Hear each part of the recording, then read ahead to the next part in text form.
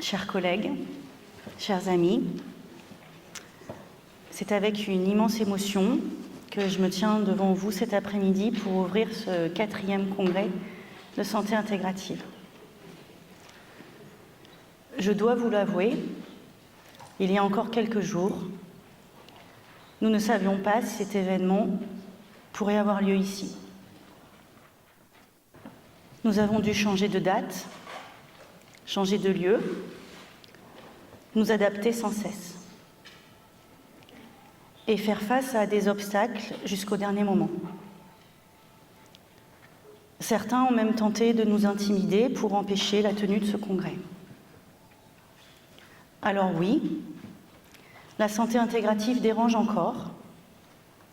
Oui, elle questionne. Oui, elle peut faire peur. Et si elle suscite autant de réactions, c'est précisément parce qu'elle porte en elle une transformation profonde. Une transformation nécessaire. La transition santé est en marche. Elle vise un monde où davantage de personnes sont en meilleure santé, où les soignants retrouvent du sens et sortent de l'épuisement, où les aidants sont accompagnés, où les patients experts peuvent enfin faire entendre leur voix, où finalement chaque citoyen peut s'engager, une voix semblable, précieuse, authentique, indispensable. Oui, la santé intégrative est aujourd'hui essentielle pour faire avancer notre système de santé en France. Et je suis profondément heureuse et fière, avec Joël et toute l'équipe, d'en être à notre mesure les ambassadeurs en Auvergne. Ce congrès est aussi très particulier pour moi. Pendant ces 2 jours, vous allez entendre des femmes et des hommes qui ont profondément marqué mon parcours à la fois personnel et ou professionnel. Ils viennent d'horizons différents, portent des pratiques variées et tous ont en commun une même vision, celle d'une santé plus humaine, plus globale, plus vivante. J'espère vraiment que leurs interventions vous toucheront, vous inspireront et résonneront en vous.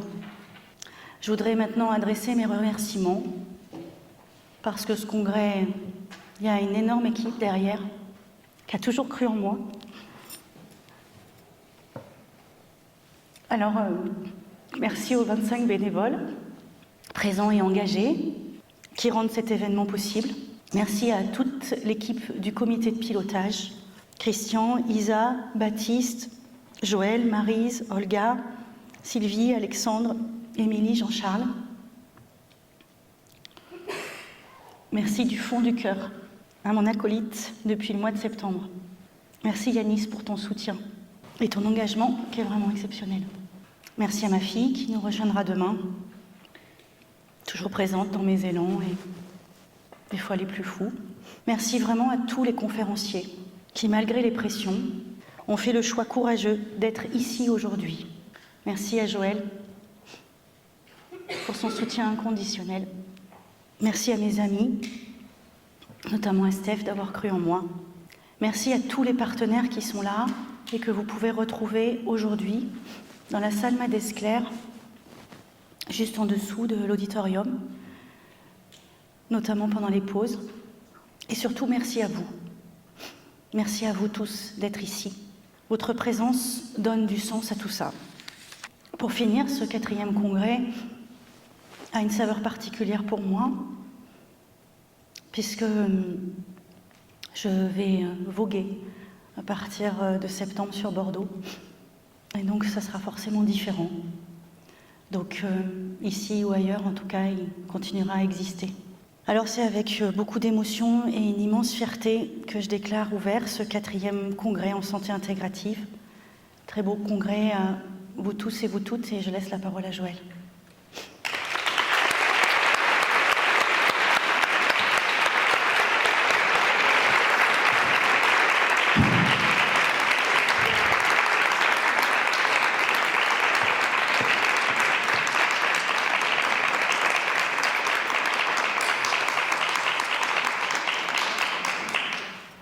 Merci pour elle, elle le mérite, parce qu'elle s'est énormément investie dans ce congrès, ça c'est clair.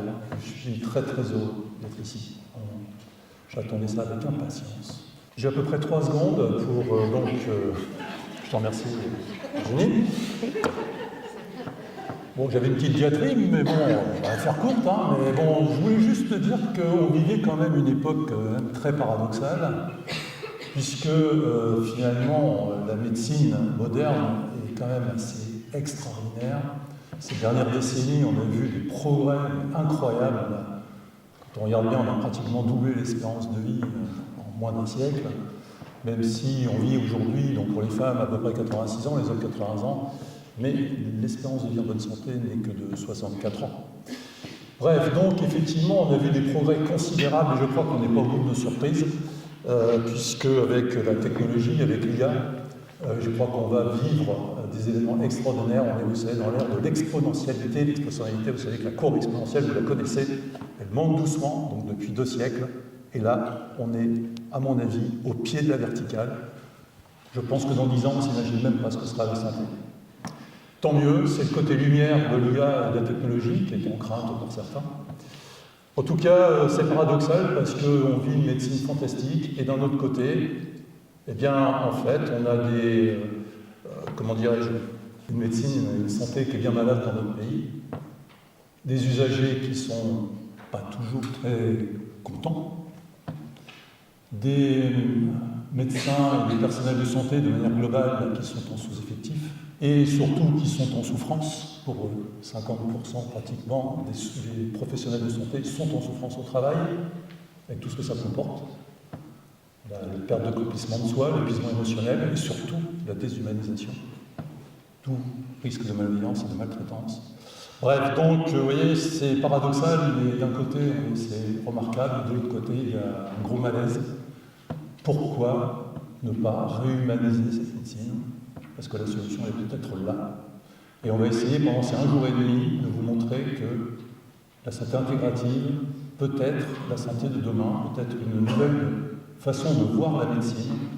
En tout cas, nous, on en est relativement persuadés, et j'espère que parmi ceux qui ont du doute là-dessus, j'espère qu'on arrivera à les rendre, pas les convaincre, mais à les rendre tolérants, en tout cas, à ces approches.